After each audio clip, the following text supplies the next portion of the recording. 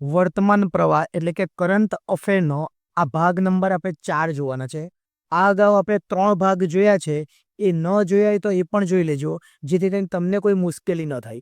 અને તમને આ બધી પીડીએફ જોતી હોય તો ડિસ્ક્રિપ્શનમાં લિંક છે. એટલે યુટ્યુબમાં જોતા હોય તો ડિસ્ક્રિપ્શનની અંદર લિંક આપેલી છે.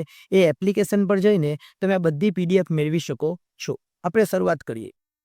પહેલો, સે નો ટુ પ્રોક્સી સરપંચ અભિયાન કોણે લોન્ચ કર્યું? તો જવાબ આવશે પંચાયતી રાજ મંત્રાલય. શું? પંચાયતી રાજ મંત્રાલય.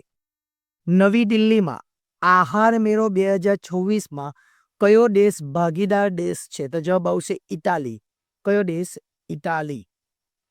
તાજેતરના નેપાળના સૌથી યુવા વડાપ્રધાન કોણ બનશે? તો જવાબ આવશે બાલેન્દ્ર શાહ. કોણ? બાલેન્દ્ર શાહ નેપાળના સૌથી યુવા વડાપ્રધાન. ભારતના પહેલા એમ્ફીબિયસ એટલે ઉભયચર ડ્રોનનું નામ શું છે? તો જવાબ આવશે અવતાર. શું નામ છે? અવતાર.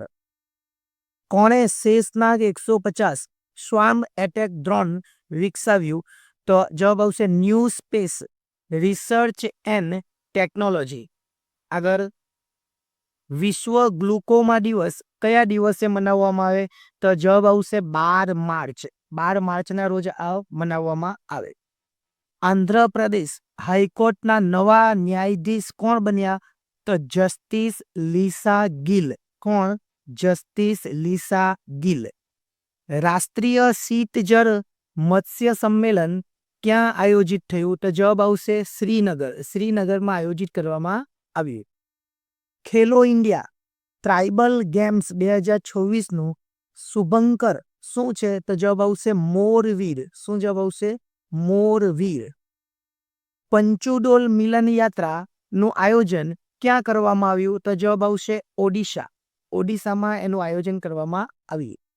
યસ બેંકના નવા એમડી અને સીઈઓ તરીકે કોની નિમણૂક થઈ?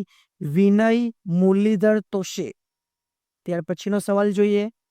ચર્ચામાં રહેલ ખાર્ગ દ્વીપ કઈ ખાડીમાં આવેલો છે? તો જવાબ આવશે ફારસની ખાડી. કઈ ખાડી? ફારસની. 12મા આંતરરાષ્ટ્રીય યોગ દિવસનું ઉદ્ઘાટન ક્યાં કરવામાં આવ્યું? તો નવી દિલ્હીમાં એનું ઉદ્ઘાટન કરવામાં આવ્યું. 60મો જ્ઞાનપીઠ પુરસ્કાર 2025 કોને આપવામાં આવશે? તો જવાબ આવશે આર વૈરામુથુ. કોણ? આર વૈરામુથુ. ત્યાર પછીનો સવાલ છે. ભારતીય સેનાના ઉપપ્રમુખ તરીકે કોની નિમણૂક કરવામાં આવશે?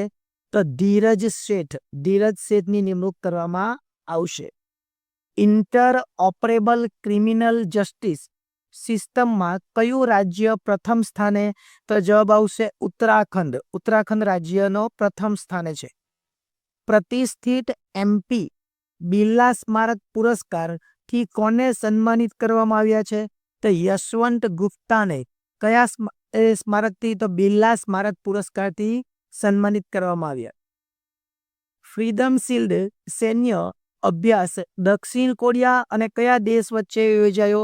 તો જવાબ આવશે અમેરિકા. દક્ષિણ કોરિયા અને અમેરિકા. ત્યાર પછીનો સવાલ છે. વિશ્વ ગ્રાહક અધિકાર દિવસ કયા દિવસે ઉજવવામાં આવે? તો જવાબ આવશે 15 માર્ચ. દર વર્ષે એ ઉજવવામાં આવે. હરમન કુર્કેનું 87 વયની વયે નિધન થયું તેઓ કોણ હતા?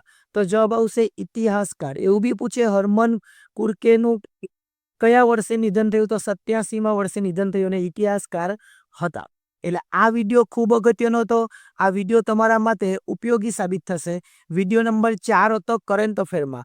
આ અગાઉના 3 વિડીયો બનાવેલા છે. ન જોઈએ તો જોઈ લેજો. અને પીડીએફ માટે કીધું એ પ્રમાણે ડિસ્ક્રિપ્શનમાં લિંક આપેલી છે, ત્યાંથી એપ્લિકેશન ડાઉનલોડ કરી લેજો. આભાર.